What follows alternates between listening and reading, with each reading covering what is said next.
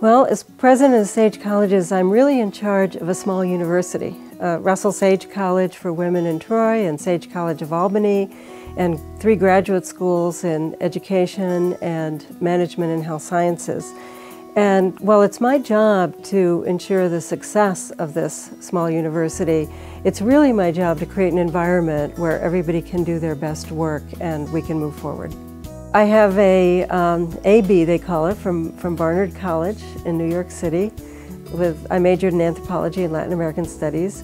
And then I went on to do graduate work. I applied to a few places that said they didn't take women in those days. Yale didn't take women. But I went on to Columbia for graduate work. So I have a master's and a doctoral degree in anthropology from Columbia.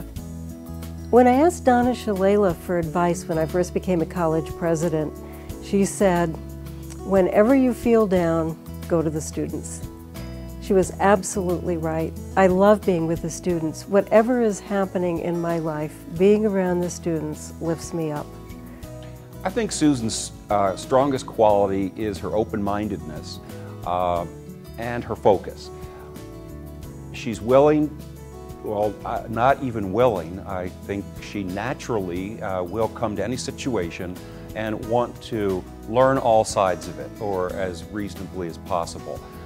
Once she's made a decision, she'll want to move on it. But Susan understands synergy, she models it in her own life, and she brings it out in the people she works with. I've never seen anyone quite like her as a person and as a leader, and I think she's remarkable. Being selected as a woman of excellence, particularly in that distinguished career category, to me is really about conveying to women everywhere the opportunities that we have to be in leadership. There are a lot of women who've succeeded. I feel like I'm out there representing all of them. I do come from a generation where it was tough. But you know what? It's still tough. I was at a meeting Monday night where there were 3 women and 30 men. I hope that my selection as a woman of excellence conveys to women that we can do anything that we set out to do, and that we can hold our own, even in difficult situations.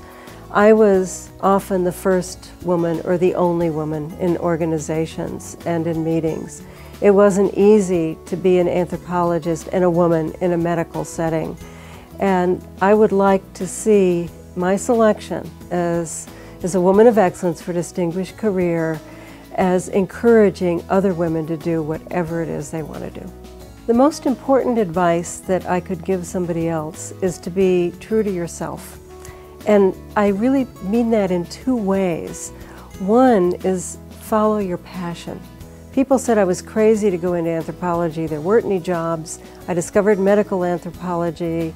That field has blossomed. I've never had to look back. I followed my passion. The second part of that I learned much later in life and has been very important in leadership is to listen to your gut. Your gut is based on experience. And particularly as women, we often don't trust ourselves enough. But the reality is that we make some of our best decisions when we listen to that little tiny voice inside of us.